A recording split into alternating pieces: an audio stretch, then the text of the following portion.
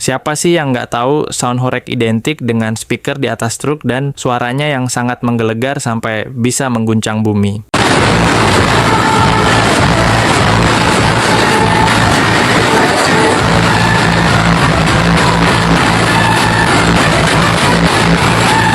Belakangan ini lagi viral, sebenarnya udah viral beberapa kali, tapi kali ini lebih viral lagi. Bahkan sampai dijadiin meme oleh banyak influencer. Menurutku, sound horeg ini unik, aneh, dan jadi pertanyaan. Ini tradisi, atau cuman hiburan biasa? Jadi kali ini kita akan bahas apa itu sound horeg, dari mana asalnya, dan apa benar ini tradisi. Kita bahas tuntas dari A sampai Z. Jadi, sound horeg ini banyak diadakan di sejumlah wilayah di Pulau Jawa, terutama Jawa Tengah. Emang ya, Jawa Tengah tuh selalu aja punya gebrakan aneh. Nah, sekarang kita bahas asal-usulnya dulu. Sound horeg ini awalnya bukan sesuatu yang direncanain bakal viral. Ini tuh hiburan warga, hiburan jalanan, hiburan sakmadio alias apa adanya. Yang penting rame, yang penting geter, yang penting joget. Biasanya muncul di acara hajatan, sunatan, ulang tahun, sampai perayaan-perayaan kecil kampung. Dan yang bikin khas, bukan cuma speakernya yang bisa ngalahin TOA masjid pas subuh, tapi juga gaya hidupnya. Yap, sound horeg ini udah kayak lifestyle. Ada yang rela modif mobil biar bisa narik speaker setinggi 2 lantai, ada yang koleksi lagu-lagu remix koplo solawat, remix bocil, sampai suara ayam dijadiin beat. Pokoknya makin absurd, makin disayang. Tapi ya itu, makin kesini, makin nggak ada remnya. Banyak sound horeg sekarang udah nggak sekadar buat hiburan, tapi jadi ajang flexing, pamer sound paling keras, pamer joget paling niat, bahkan kadang pamer uang buat nyawer yang, ya lu tau lah, kadang kelewatan. Kalau ditarik dari sejarah hiburan rakyat di Jawa Tengah, sebenarnya sound horeg ini turunan dari organ tunggal kampung. Terus naik level jadi dugem keliling. Awalnya seru-seruan warga. Tapi seiring waktu, kreativitas lokal plus nggak adanya batasan akhirnya jadi liar. Dan muncullah satu kultur baru remix jalanan. Nggak ada panggung, yang penting ada pickup dan colokan. Yang lucu dan ngeselin tuh, kadang sound horeg ini bisa muncul tiba-tiba. Lagi enak-enaknya tidur siang, tahu-tahu truk lewat depan rumah, muter remix pakai bass segede kulkas. Yang jadi masalah dari sound horeg bukan cuma suaranya yang bikin jantung bergetar atau jogetannya yang absurd, tapi karena dia udah berubah. Dulu sound horeg itu hiburan rakyat, sekarang dia udah kayak ajang show off. Bahkan kadang udah nyerempet ke hal-hal yang ganggu kenyamanan orang lain.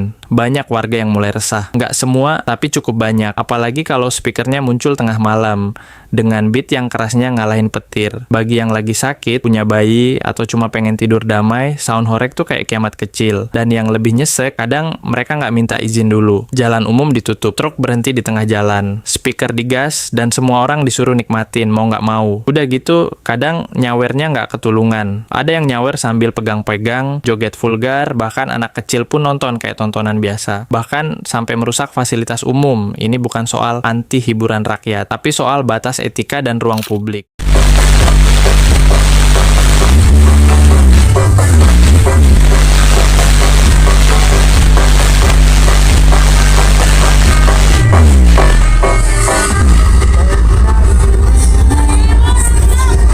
Ladies and gentlemen,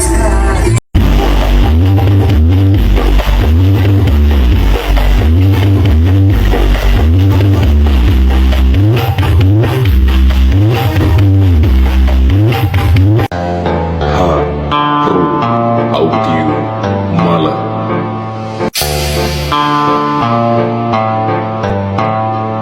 This is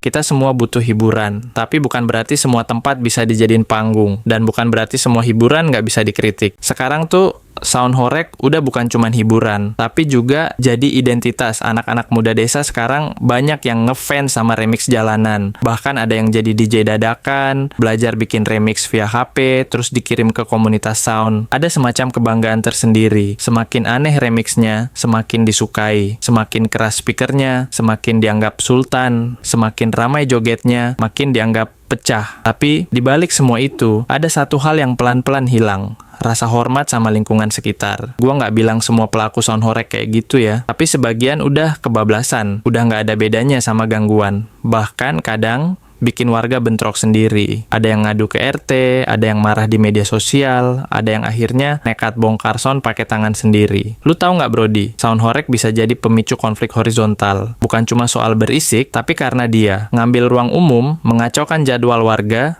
bikin anak-anak terpapar konten dewasa. Bahkan kadang memicu perkelahian antar kampung karena saling sindir remix. Yang awalnya niatnya happy-happy, malah berubah jadi ajang adu gengsi dan bahkan bentrok sosial. Dan satu hal yang bikin makin rawan, nggak ada regulasi jelas. Selama ini, sound horeg hidup di abu-abu hukum. Nggak jelas boleh atau nggak, asal rame dan nggak ada yang lapor, ya lanjut aja. Tapi saat ada yang lapor dan aparat turun, baru panik, baru ribut, baru saling nyalahin. Apa sound horeg itu tradisi? Kalau ngomong soal tradisi, harusnya ada nilai budaya, aturan main tujuan yang lebih dari sekadar hiburan. Tapi sound horeg kadang cuma soal flexing, kadang cuma soal yang penting rame. Bahkan lebih sering jadi meme di internet ketimbang nilai budaya yang dijunjung. Tapi lucunya, justru karena jadi meme, dia makin viral. Dan makin viral, makin banyak yang bikin. Makin banyak yang bikin, makin ramai. Dan makin ramai, makin nggak terkendali. Disinilah dilemanya, Brody. Di satu sisi, kita pengen ngangkat hiburan rakyat, di sisi lain kita nggak mau kampung kita jadi tempat dugem liar yang nggak kenal waktu dan tempat. Harusnya ada, tapi bukan berarti harus dibubarin semua sound horeg. Nggak semua pelaku sound horeg itu brutal kok. Ada juga yang niatnya baik. Yang penting ada aturannya. Misalnya, tempatnya jauh dari pemukiman. Ada jam tayang, misal dari jam 4 sore sampai 9 malam harus ada izin RT atau desa. Ada batasan pengawasan dari panitia lokal atau Karang Taruna. Kalau begini, semua pihak senang. Warga bisa tetap nonton hiburan, pelaku sound bisa ekspresi, dan lingkungan tetap aman dan nyaman.